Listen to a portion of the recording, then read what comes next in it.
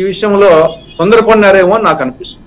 Yes, నిజమే. మీరు అన్నట్టు పాలకపక్షానికి ఒక బాధ్యత ఉంటుంది. చట్టాన్ని గౌరవించాల్సిన అవసరం చాలా ఎక్కువ ఉంటుంది. అలాగే కక్షపూరితమైనటువంటి చర్యలుగా ఏవి కనపడకుండా తీసుకోవాల్సిన జాగ్రత్తలు కూడా ఉంటాయి. One thing I would like to ask you, Tulasi Reddy గారు, మీ అధ్యక్షురాలు ఇవాళ అసెంబ్లీలో ఉంటే చాలా బాగుండేదేమో, రాజకీయానికి కొత్త అర్థం, కొత్త సంతకం లేదా కొత్త వాదం చాలా బాగుండేదేమో అని నాకు ఒక అభిప్రాయం ఉంది. What you say?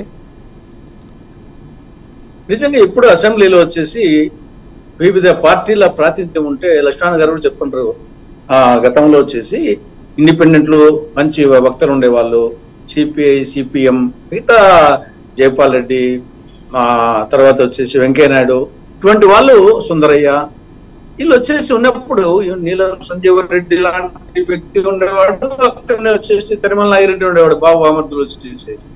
కాబట్టి వివిధ పార్టీల ప్రాతినిధ్యం ఉంటే డెఫినెట్ గా వచ్చేసి అది ఒక వివిధ రకాల పూల మొక్కలతో ఒక పూదోట ఉంటే ఎంత ఆహ్లాదకరంగా ఉంటుందో, అసెంబ్లీలో కూడా రకరకాల అన్ని పార్టీల ప్రాతినిధ్యం ఉంటే వాళ్ళు కూడా మాట్లాడుతూ ఉంటే చాలా బాగుంటుంది. ఆ నేపథ్యంలో డెఫినెట్ గా మా పార్టీ తరఫున ఒక ప్రాతినిధ్యం ఉంటే బాగుండేది. మిగతా మేమే కాదు, ఈవెన్ సిపిఎం సిపిఐ మిగతా పార్టీలు, లెఫ్ట్ పార్టీలు వచ్చేసి వాళ్ళు నిరంతర పోరాటాలు చేసేవాళ్ళు, సమస్యల మీద అందరికంటే ఎక్కువ పోరాడే వాళ్ళు వచ్చేసి.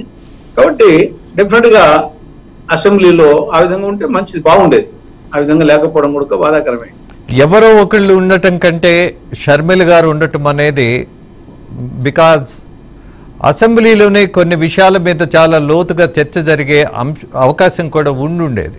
రెండోది, బహిరంగ సభల్లో చాలా ధైర్యంగా మాట్లాడినటువంటి అంశాలు అవసరమైనప్పుడు అసెంబ్లీలో ఎత్తి మాట్లాడి వాటికి సహేతుకమైనటువంటి కారణాలు జోడించి ఆమె గనక వాదన చేసుంటే ప్రజల పక్షాన అది మిస్ అయ్యామేమో అనిపిస్తోంది. అందుకే అడిగాను. ఎస్, డెఫినెట్ గా వచ్చేసి ఆవిడ మంచి వక్త, పోరాటశీలి. కానీ అంతకంటే కూడా మేము 4 ఏళ్ల ముందు 5 ఏళ్ల ముందు నేను లక్ష్మణ్ అంటే వాళ్ళు అంతకంటే ఆవిడ రాకముందు కూడా మేము దీని గురించి పోరాడుతున్నాం. కాబట్టి ఆవిడ డెఫినెట్ గా వచ్చేసి మంచి వక్త, పోరాట శక్తి ఉంది. కానీ మిగతా వాళ్ళు వచ్చేసి ఆవిడ కాంగ్రెస్ లోకి రాకముందు నుండి కూడా పోరాడే వాళ్ళం ఉన్నాం. అంతకంటే ఇంకా జగన్మోహన్ రెడ్డి గెలిచిన ప్రారంభం నుండి కూడా ప్రభుత్వ వైఫల్యాల మీద మాట్లాడుతూ ఉన్నాం, పులిందలోనే మాట్లాడుతున్నాం. అలాగే సుధాకర్ రెడ్డి గారు, మీ కార్యకర్తలు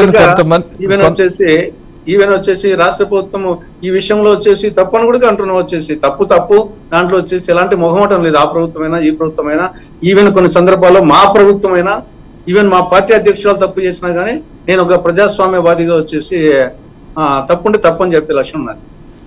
అది అందరికీ